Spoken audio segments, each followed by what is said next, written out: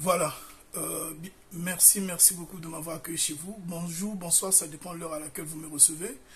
Moi, c'est votre frère ami, hein, Claude Sita.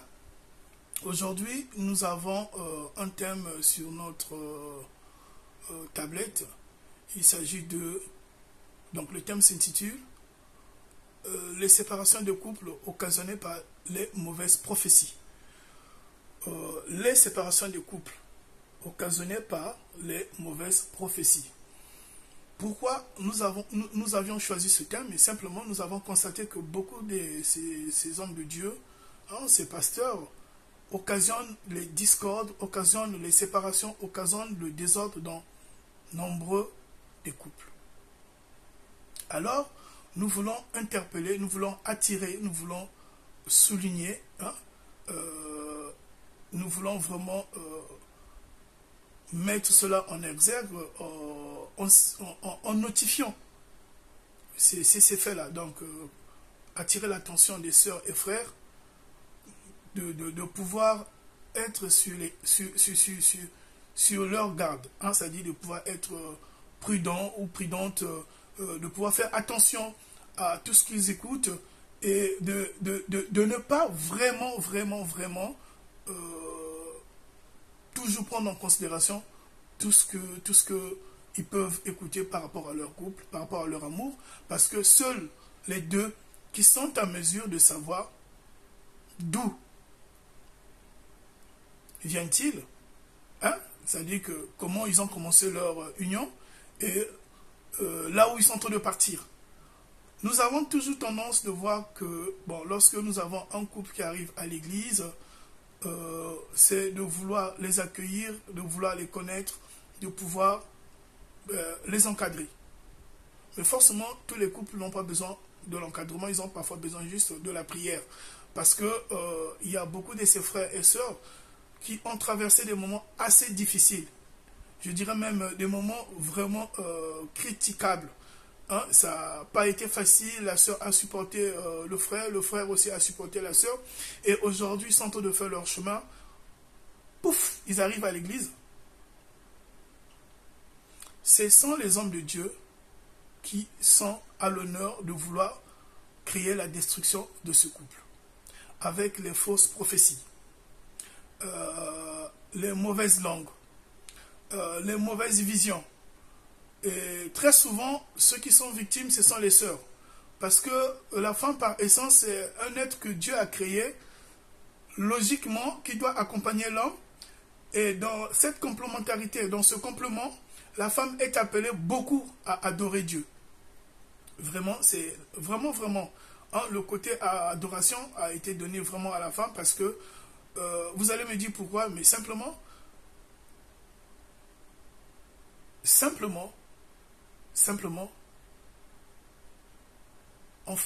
en la femme, il y a une partie divine intrinsèque que l'homme ne peut pas maîtriser. Lorsque lorsque Adam a été créé, Dieu a été obligé de faire endormir Adam pour créer la femme. C'est tout un mystère. C'est tout un mystère, mais nous n'allons pas rentrer dans ce chapitre. Voilà, donc c'est pourquoi vous allez voir, lorsque une femme prend ses genoux, vraiment intercède pour l'homme, ou une femme prend ses genoux, vraiment, elle habille la situation de sa maison, elle habille la situation de sa vie, elle habille la situation de ses enfants, elle habille en elle la situation de sa famille, il y a un changement. Il y a un changement. Parce que Dieu se manifeste puissamment au milieu de la femme. Voilà pourquoi le diable, sachant où détruire l'homme, est obligé de passer par la femme. Sinon, le diable devait passer directement par l'homme. Donc, c'est dans cette optique aussi, ces hommes de Dieu qui sont des loups habillés en agneau, mais utilisent les sœurs. Et ce matin ou ce soir, j'aimerais dire à ces sœurs qui m'écoutent, faites attention. Surtout à ces hommes de Dieu qui disent, ma soeur, ce n'est pas ton mariage. Ma soeur, ce n'est pas l'homme de ta vie. Ma soeur, Dieu m'a montré. Ma soeur, Dieu m'a dit. Ma soeur, Dieu t'a réservé un homme dans la vie. C'est vrai. Il y a des vraies prophéties qui existent. Il y en a aussi fausses. Mais beaucoup plus, on a des fausses prophéties. Les vraies existent. À ce moment-là, la soeur, tu demandes les signes auprès de Dieu. À ce moment-là, la soeur, tu te replies dans ta chambre, tu prends ta Bible, tu lis. D'une manière ou d'une autre, Dieu va se manifester dans ta vie ou dans votre couple. Mais nous crions cela simplement parce que beaucoup ont détruit leur foyer. Aujourd'hui, nous remarquons, il y a tes sœurs dans leur famille. Pour avoir un homme, c'est difficile. C'est-à-dire, quand je dis un homme pour le mariage, les hommes, on peut en avoir hein, dans la rue, partout, dans la rue, au marché, dans les hôtels, dans les bars, pour ceux qui partent dans ces milieux. Hein. Donc, même dans les toilettes, vous pouvez avoir les hommes, à l'école, peu importe, je dis partout. Je n'ai pas choisi d'endroit. Mais avoir le mariage, se loger dans une maison, être accepté dans une famille, trouver quelqu'un avec qui vous allez construire, vous compléter, vous soutenir, vous accepter, vivre ensemble, là, ça devient notre problème. Là, quelle que soit votre beauté, quelle que soit votre intelligence, quel que soit le rang social de votre famille, quel que soit ce que vous êtes,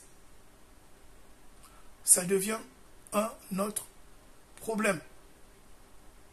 Et pour ceux qui sont dans des foyers, j'aimerais m'adresser à vous. Faites excessivement attention. L'homme de Dieu va libérer la parole. C'est à toi de vérifier la parole. Lorsque tu étais en train de souffrir, lorsque tu étais dans l'abîme, lorsque tu étais dans les difficultés, lorsque tu étais dans les souffrances, lorsque tu étais dans un état critiquable, lorsque tu étais dans des moments criards, lorsque tu peinais dans ta vie, où était cet homme de Dieu? Je répète, ma soeur, lorsque on t'indexait, lorsque les gens t'insultaient, lorsque les gens parlaient mal de toi, lorsque tu étais diminué, lorsque tu étais pris comme un chiffon, où se trouvait cet homme de Dieu? Où ces hommes de Dieu? Je n'ai pas dit que tous les hommes de Dieu sont pareils. Non. Il y a de ceux qui profitent sur les sœurs. Il y a de ceux qui profitent dans les couples. Il y a de ceux qui profitent dans certains mariages parce qu'ils ont vu un couple arriver à l'église ou des couples arriver à l'église. Ces couples-là sont bienfaisants. Hein, ça donne des enveloppes, ça assiste des gens. Ça vraiment... il y a la politique de proximité. Malheureusement, très souvent, soit c'est l'homme qui est... généralement, ce n'est pas les deux. Hein. Soit c'est l'homme qui est beaucoup plus à l'écoute de l'église, ou soit c'est la sœur. Et lorsque c'est l'homme qui est à l'écoute de l'église, on aura des prophéties de telle sorte que, bon, comme sa femme n'est pas tellement avec nous, n'est pas dans notre milieu, donc ce n'est pas une femme que Dieu t'a préparée. Si c'est l'homme qui n'est pas constamment avec les hommes de Dieu de l'église, ça veut simplement dire que ce n'est pas l'homme de ta vie.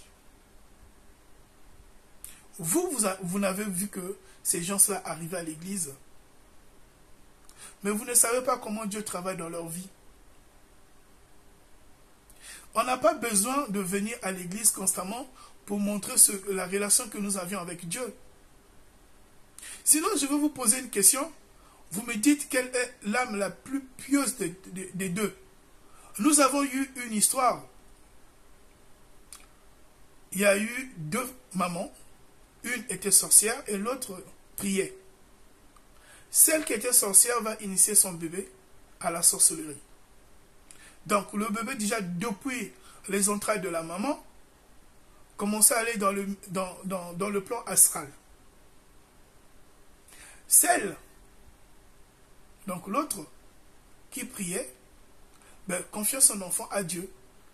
Chaque soir avant de dormir, priait sur sa grossesse. Les deux vont accoucher. Je parle des sœurs. Hein. Donc, les deux sont des mêmes parents, d'un même père et d'une même mère. Mais l'aînée prie, la Benjamine, elle est sorcière. C'est-à-dire que, voilà, elle a pris le côté néfaste de l'oncle. Bon, là, je ne veux pas indexer les gens, mais fermons la parenthèse. Les deux bébés naissent. Je vais vous poser la question. Dites-moi, parmi les deux bébés, quel est ce bébé qui a une âme souillée? Et pourtant, ce sont des bébés. Juste pour signaler le point que on n'a pas besoin de venir à l'église ou ne pas venir à l'église pour être souillé. Mais ça dépend de l'élan de notre cœur. Ça dépend de ce que nous pensons. Et aujourd'hui, je voudrais signaler un fait aux sœurs. Faites attention aux prophéties. On dit que ce n'est pas l'homme de ta vie. On dit que chez toi, il y a la sorcellerie, le monsieur est sorcier. On dit que ton enfant est sorcier. On dit que ton oncle est sorcier. On dit que ta maman est sorcière. On dit que ton papa est sorcier. Ce n'est pas un problème. Mais toi, tu as fait comment pour grandir? Et jusqu'à aujourd'hui, tu vis. Tu ne fournis pas d'efforts. Ta maman est sorcière, mais elle devait te tuer depuis l'enfance. Tant que tu vis, c'est bien. Ça veut simplement dire qu'il y a la main de Dieu dedans. Alors, tu n'as pas besoin de rentrer en dislocation avec eux. Tu n'as pas besoin de rentrer en dispute. Tu n'as pas besoin de rentrer en guerre. Tu n'as pas besoin de créer un climat malsain. L'homme de Dieu a eu la prophétie. C'est bien, mais pourquoi il n'a pas prié? Qu'il prie chez lui. La main de Dieu n'est pas si courte pour agir. Dieu va agir. Qu'il prie chez lui. Dieu n'a pas besoin que tu te déplaces afin qu'il agisse dans ta vie. Qu'il prie chez lui, qu'il continue de prier, qu'il fasse la chaîne de prière, qu'il arrive chez toi, qu'il puisse te dire, ma soeur, essaie de lire tel passage, mais on n'a pas besoin de créer le désastre dans un couple, on n'a pas besoin de créer le désastre dans une famille, on n'a pas besoin de créer le désastre dans une vie. Il y a de ceux qu'on a eu à dire, ma soeur, l'enfant que tu as eu à accoucher, cet enfant-là est démoniaque. Maman, tu as porté un enfant pendant 12 mois. 12 mois. Tu sais ce que tu as enduré. L'enfant est arrivé. L'enfant est né. Tu as accouché cet enfant. L'enfant commence à marcher. L'enfant commence à parler.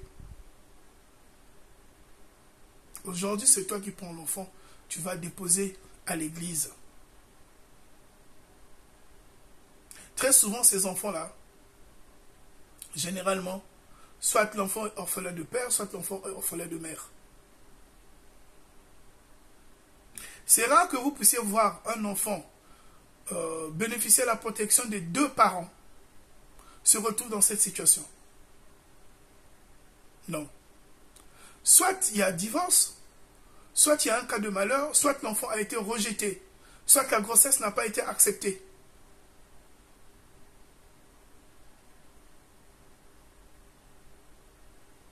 Et ces hommes de Dieu qui viennent avec ce genre de prophétie, C'est normal, ils ne sont pas totalement humains. Puisque de l'autre côté, eux-mêmes, ils sont parfois dans je dirais le mauvais pied. Je me réserve de souligner des faits assez poignants. Je me recadre à ce que dit la Bible. Il y aura des loups qui seront vêtus des peaux d'agneau. Ce n'est pas moi qui dis cela, c'est la Bible. Je n'ai indexé personne. Mais nous sommes en train d'évoquer des faits sociaux. Parce que depuis un certain moment, la société se déchire. La société se déchire. Et l'Église en est responsable. D'une manière ou d'une autre. À savoir avec les prophéties libérées, à savoir avec les hommes de Dieu, à savoir avec toute la pagaille que nous pouvions noter, toute la pagaille que nous pouvons noter sur la dispensation de l'évangile.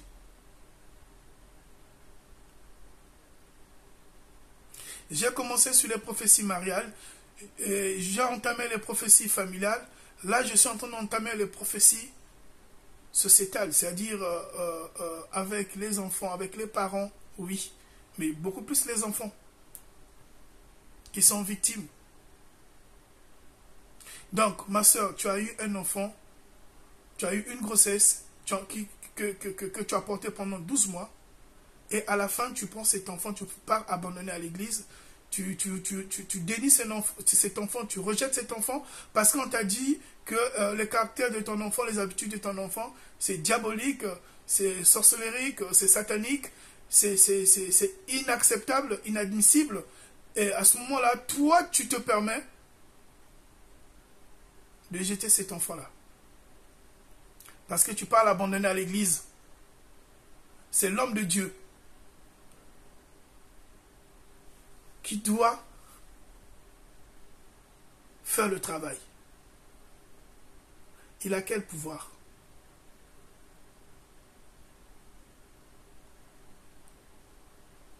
Il a quel pouvoir de transformer un homme? C'est Dieu qui donne le souffle de vie. C'est Dieu qui souffle dans les narines. C'est Dieu qui souffle dans les poumons, afin que nous ayons la respiration. Lui, il a quel pouvoir? Lui-même, il bénéficie le souffle de vie par Dieu.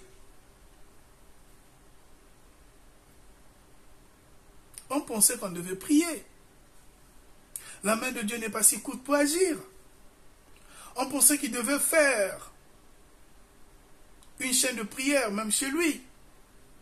La Bible dit, lorsque la main droite partage la main gauche, je ne peux pas savoir. Il y a des gens qui prient pour nous, il y a des gens qui prient pour vous, il y a des gens qui prient pour les autres. Mais ils n'ont pas besoin de dire à son frère, à sa sœur, que je prie pour toi. Sinon la prière n'aura pas d'effet.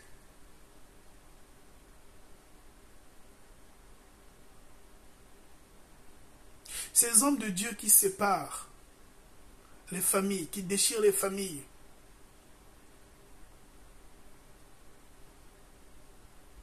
faisons attention. Ma soeur, tu as souffert pour avoir ton foyer. Mon frère, toi aussi tu as souffert pour avoir une femme. Aujourd'hui, on commence à te dire que la femme qui est chez toi là, ce n'est pas celle-là. Tu sais les moments que tu as traversés. Parce qu'on ne va pas seulement parler pour les femmes. Il y a aussi ses frères qui sont zélés dans la parole. Mais à la maison, on se pose la question s'ils vivent dans cette maison. Parce que tout un soir à l'église, même les fonctions, je dirais, permettez-moi, ce n'est pas pour être vulgaire.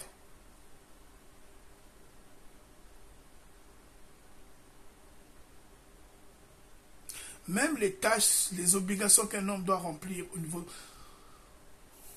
vis-à-vis de sa femme dans la chambre, je dis les obligations conjugales dans la chambre. Le frère n'est pas là.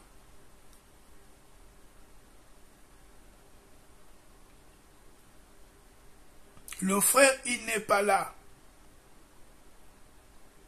Il est dans jeûne sur jeûne, prière sur prière. Chaîne de prière, chaîne de prière.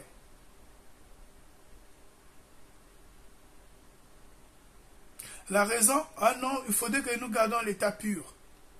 Le frère n'est pas là. C'est-à-dire que pour arriver à ce fait, c'est un problème. On n'a pas dit que les conditions ne sont pas réunies. Non, toutes les conditions sont réunies. Ils ne sont qu'à deux dans la maison, dans la chambre, ou peut-être que les enfants ont leur chambre, ou les enfants sont ailleurs, ou parfois ils n'ont pas d'enfants. Parce que il faut se poser des questions, comment ils ont fait pour avoir les enfants. Pour les couples qui ont les enfants, on peut comprendre. Pour les couples qui n'ont pas les enfants, c'est un problème. Le frère n'est pas là, mais à quel moment la sœur va porter votre sémence? Et à l'église, on dit que le frère, la femme qui est chez toi là, ce n'est pas ta femme. Donc la femme qui est chez moi là, ce n'est pas ma femme. Ça, c'est le frère qui vit cela. Mais l'église l'a préparé une femme. L'église l'a réservé une femme. Non, c'est celle-là qui est la femme. Mais pourquoi ne pas prier, celle qui est à la maison, afin que Dieu, qui sait sonder le cœur des humains, puisse sonder le cœur de la sœur, afin que la sœur puisse le changer. C'est le Saint-Esprit qui transforme les humains, ce n'est pas les pasteurs. La prière, on peut prier aujourd'hui pour une frère, pour une soeur, pour un frère, mais c'est après 4 ans, 5 ans qu'il y a des effets. Le temps que le Saint-Esprit puisse petit à petit circuler en âme, en esprit, en chair, prendre du temps de pouvoir faire mûrir la sémence. Ce n'est pas de sitôt, sinon c'est un zèle amer.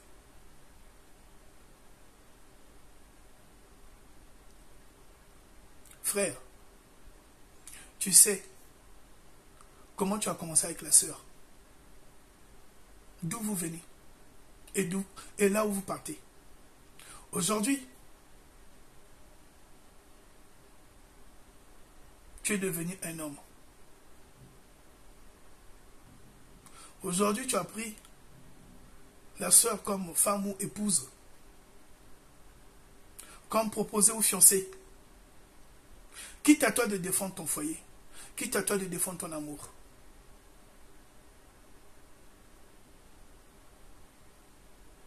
C'est rare, la Bible dit là où 2 ou 3 personnes sont réunies, je suis au milieu d'eux. Mais si chaque soir vous priez, vous deux, dans votre maison, non, Dieu ne sera pas là.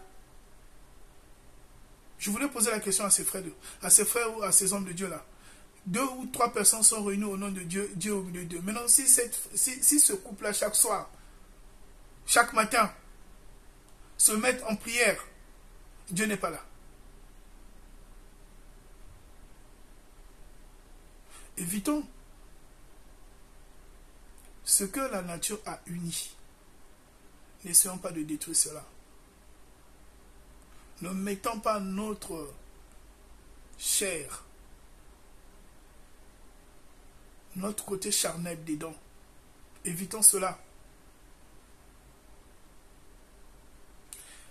Les sœurs qui sont zélées dans la parole, mais qui ne tiennent rien chez eux comme situation mariale, comme situation sentimentale, comme situation sociale, c'est un problème.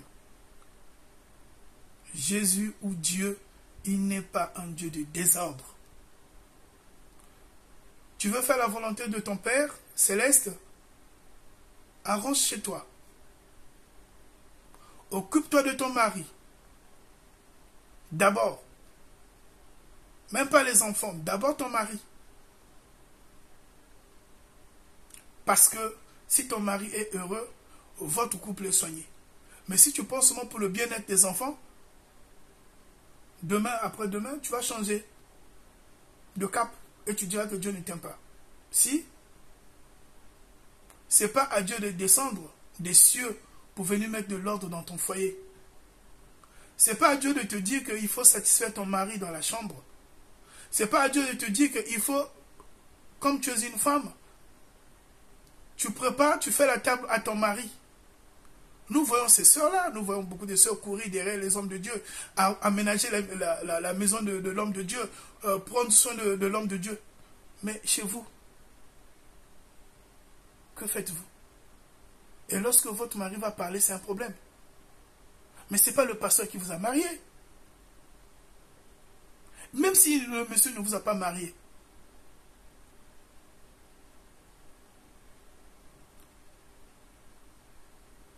Mais il vous a fait miroiter dans la société. Il vous a fait changer l'image. Vous n'êtes plus celle qui est chez les parents. Ma soeur, tu n'es plus chez tes parents. Tu vis plus chez tes parents, tu vis chez quelqu'un. Ce n'est pas ton père, ce n'est pas ta mère, ce n'est pas ton oncle, ce n'est pas ton frère. C'est quelqu'un que tu as accepté.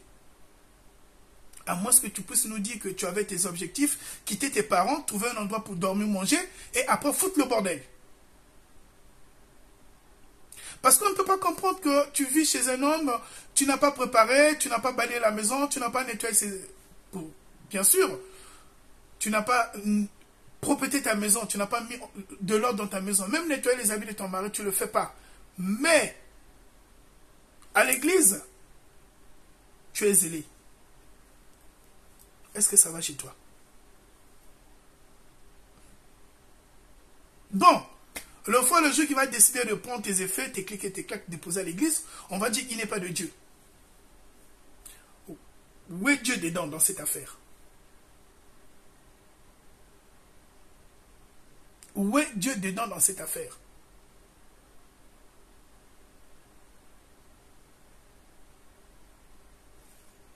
Tu te réveilles le matin, tu pars à l'église, tu reviens le soir. Et ton monsieur, ton fiancé, ton proposé, ton mari ne peut pas parler. Donc ton Dieu là, on le trouve seulement à l'église. Dans votre maison, il n'y a pas de Dieu. Et même dans votre maison, pour ceux qui prient aussi à la maison là, hey, prière sur prière. Elles ont des problèmes avec la famille de Marie, la famille de leur mari. Ces sœurs-là ont des problèmes avec la belle famille. On dit qu'il y a la sorcellerie. Elles ont des problèmes avec tout le monde. La méfiance. Elles ont des problèmes.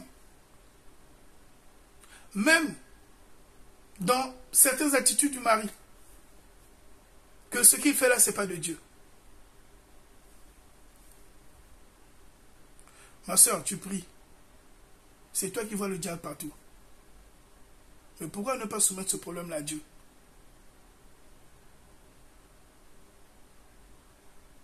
Aujourd'hui, on va s'arrêter par là. C'est le premier volume. On va développer ce thème parce que nous avons constaté qu'il y a beaucoup de familles qui se disloquent. Hein? Il y a beaucoup de couples. Il y a aussi la société qui se déchire sur les fausses prophéties. Parce que derrière ça, il y a des rêves, derrière ça, il y a des attitudes, il y a des comportements. Derrière ça, il y a beaucoup d'éléments que nous allons évoquer. Beaucoup, parce que quand je dis même les rêves, aujourd'hui, quand quelqu'un va arriver, il va voir le pasteur dit, c'est ta femme, c'est la belle famille, c'est ton mari, ce sont tes enfants, ce sont les enfants de ton mari, ce sont les enfants de ta femme. On a toujours quelque chose à dire, on a toujours une fixation à se faire, on a toujours c'est-à-dire on a toujours un élément à indexer. On ne peut pas se questionner, se regarder. Qu'est-ce qui ne va pas? Pourquoi il y a ceci, cela?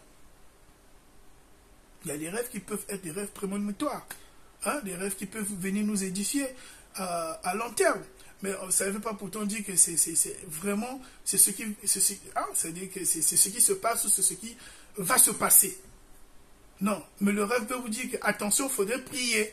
Sinon, vous pouvez arriver à la dérive. Vous voyez, donc nous allons vraiment développer ce thème. Hein, les séparations ou la séparation des couples favorisés par les fausses prophéties. Donc, dans les fausses prophéties, il y a beaucoup de choses qui rentrent. Il y a la parole, il y a les attitudes, il y a les rêves, il y a le contact. Dans le contact, on a les amis, les parents, notre milieu immédiat aussi, ce que nous pensons, notre façon d'être.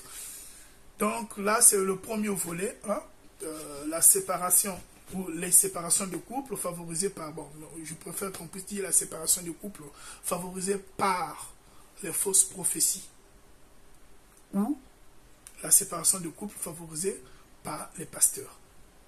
Donc voilà, nous sommes sur le volet numéro 1 et les jours à venir, nous allons entamer le volet numéro 2, le volet numéro 3, le volet numéro 4.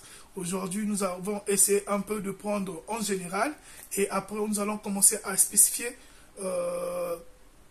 les points de vue, notifier les grands thèmes. Pour aujourd'hui, je vous dis merci, merci de m'avoir accueilli chez vous. Moi, c'est votre frère, ami et camarade Claude Sita. Hein, toujours le messager. Donc, merci de m'avoir beaucoup suivi et gardez toujours quelque part sur YouTube le messager. Comme ça, de temps à autre, quand vous avez besoin de pouvoir encore avoir l'envie de m'écouter, mais vous tapez, vous cliquez directement, vous m'écoutez et n'oubliez pas de pouvoir mettre un peu des likes. Si cela vous a intéressé, bon, si cela ne vous a pas intéressé, vous pouvez aussi écrire qu'est-ce qu'il faut faire parce que c'est un partage, hein, c'est un partage. On n'a pas dit que on a le monopole de la connaissance. Merci, à nous revoir sur le prochain thème et prenez bien soin de vous.